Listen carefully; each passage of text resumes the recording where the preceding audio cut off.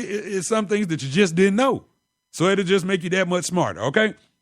But with him going there, that could be a great look for HBO because they don't, other than the boxing, and then they have Real Sports, they have Hard Knocks, they have Inside the Fight Game with Jim Lampley. What else do they have? I'm missing something, but this might not be bad for HBO, who at one point were a very dominant player in the sports landscape, not just not just with boxing, but throughout the landscape. And I think that these Bill Simmons documentaries could be really, really, really good for HBO if that's the direction that they're going in. And so, shouts out to Bill Simmons, and I look forward to seeing big things between he and HBO in the near future. Now, for the big announcement that I was going to make tonight, well, drum roll, please. Well, not a really drum roll, but we started this journey on Spreaker.com months ago, not knowing what was going to happen, not knowing if we would have one listener or two listeners or not. There were a lot of unknowns when we got ready to do this. And for those of you that have just started listening to this show via Spreaker.com, just to give you some background, me and Mike, we from the same neighborhood. We went to the same elementary school. We went to rival high schools. I went to Southwest DeKalb. He went to Cedar Grove. We worked together for years. We started out at Sports Radio 680 The Fan here in Atlanta. We started out as, producers, and then we were the master control operators for the Atlanta Thrashers radio network when we had Heike here in Atlanta. And then I went over to CBS Radio, and he stayed at 680, and a job became available. They needed, some producers or whatnot. And so I called Mike, asked him if he was interested. He said, yep. And that's all I needed to know. And he came on, and it just so happens that the show that I was doing, Sports Kings, we needed some help because it was me and another guy, but it was really just me. And Mike stepped in like a champ and was the producer. And then he became co-host of the 3-man show. And then it just became me and Mike. And so we did this show for several years on CBS Radio, 1380 WAOK. And we were kind of the guinea pigs for this whole CBS Radio sports thing here in Atlanta. Years later, after the Sports Kings were birthed, then came Sports Radio 92.9 The Game. And Mike ended up getting a job over there, and I ended up staying in my capacity at V103 and WAOK. And nobody really, they really didn't want the Kings to survive. But long story short, we ended up doing some shows on 92.9 The Game, late nights on the weekend. They buried us, but nonetheless, we were on. And then, as fate would have it, the summer of 2014 just was not kind, as Mike talks about on the show. He was relieved of his duties, or as he liked to say, I was fired from CBS Radio. And then in October, the same thing happened to me. So when we made the decision to get the band back together, if you will, it was just out of, pure respect for each other. And, we've both done solo shows. But one thing was, the one thing about it was we really enjoyed working together. And I mean, we're very much alike, but at the same time, very different, which makes this show very good. And so, got some news yesterday that Sports Kings Live will now be heard on iHeartRadio.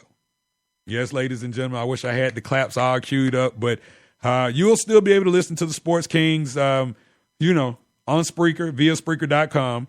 But a lot of people use the iHeart, or they're part of iHeartRadio, which is the largest mobile radio application in the world, if I'm not mistaken.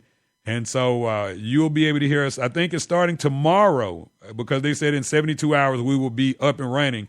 They notified us yesterday. And so now, because iHeartRadio, they're in cars, not just on the phones or on the computers. They're in cars. They're in all different kind of vehicles.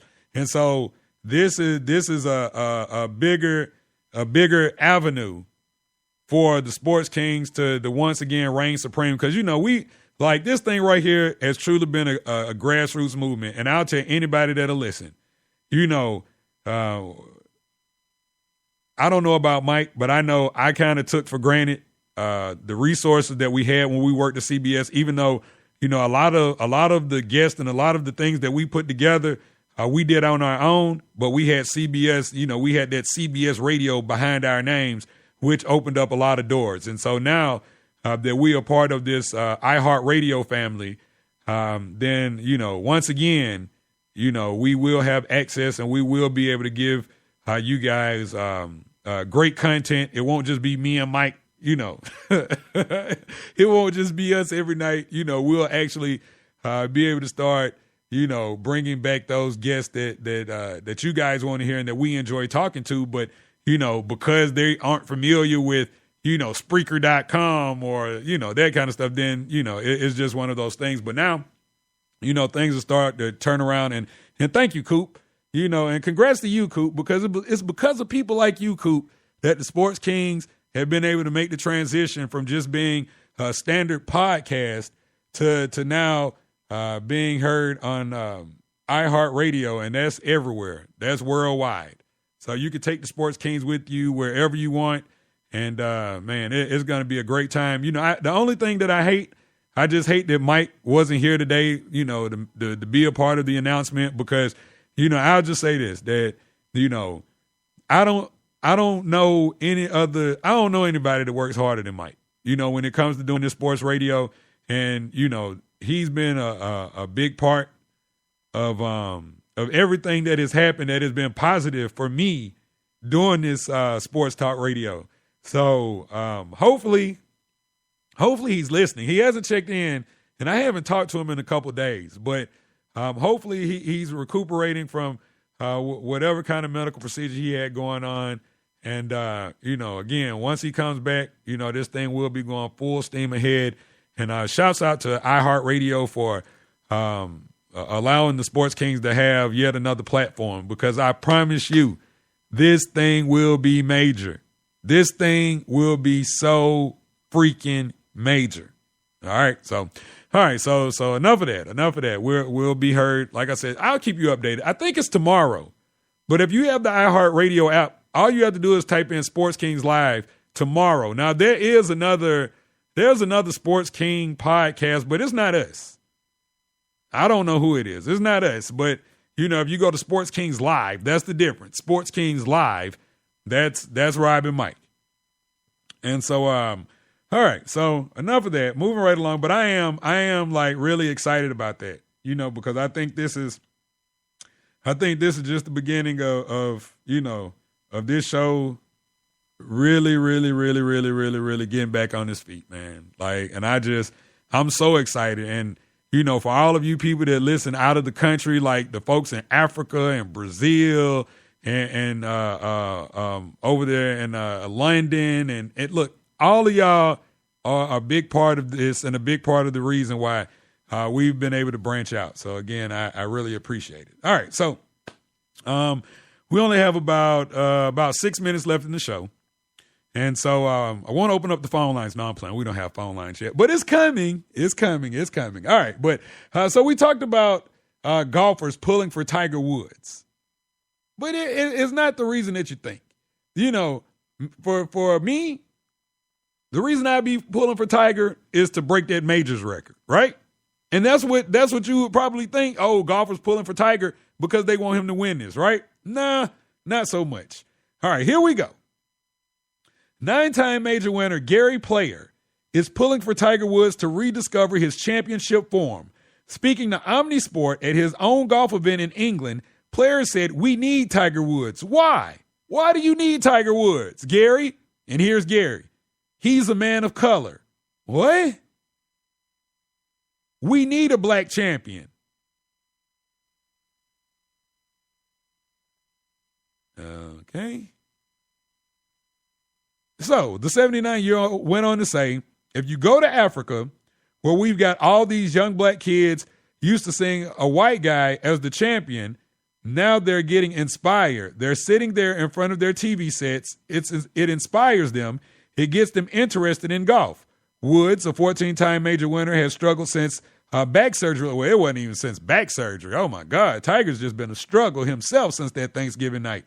He missed the cut at this past weekend's Open and has seen his world ranking plummet into the mid-200s.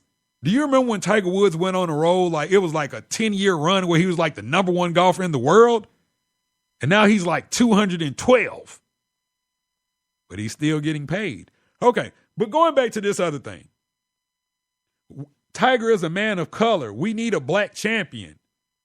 What the hell is that about? See, this could be another edition of Old Man Stop Talking.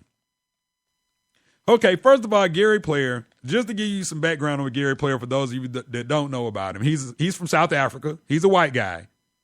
And he's won, nine major championships. But he's 79.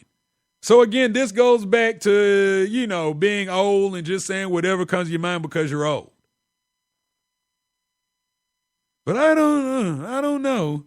And if the African kids are just now getting motivated by Tiger, what the hell? Is Tiger on tape delay down there?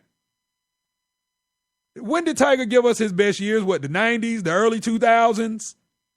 But the Africans are just, and this is foolery what I'm saying, but like seriously, how tape delayed has Tiger Woods' career been in Africa?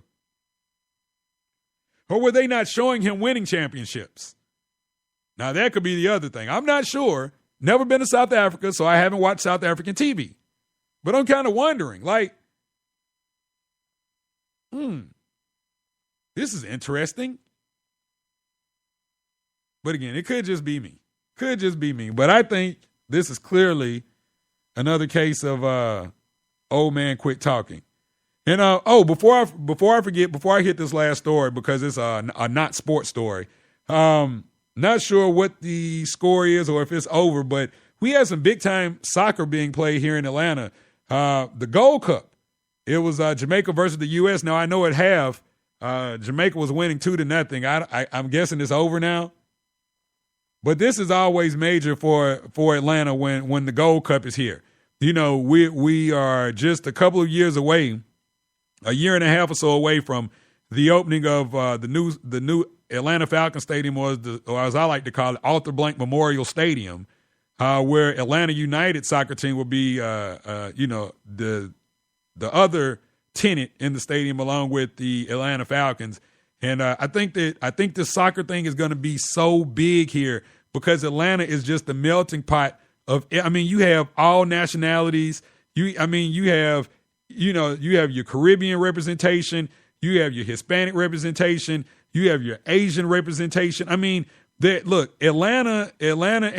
the metropolitan Atlanta area, it represents so much.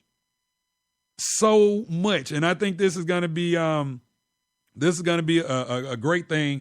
And I know my boy Coop already, as he told us the other day, Jamaica won 2-1. So congratulations to Jamaica. But my boy Coop, he already has his PSLs for the new stadium, and so he'll have seats for the Atlanta United football team. So professional football team, or soccer as we call it over here. So, Coop, I'm going to need to hook up on, at least I just want to go to one soccer match. If I could just go to one soccer match, I'll be whole. I'll be made whole. Anyway, don't have time for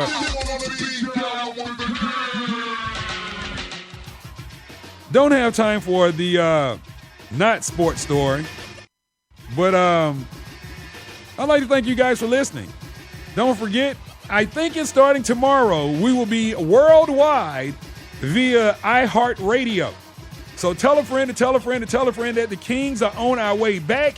You can reach us via social media, Facebook, Instagram, Tumblr, and Twitter at Sports Kings Live. And we're also available via email, sportskingslive@gmail.com. And until tomorrow, Rob Calloway, have a great night, everybody.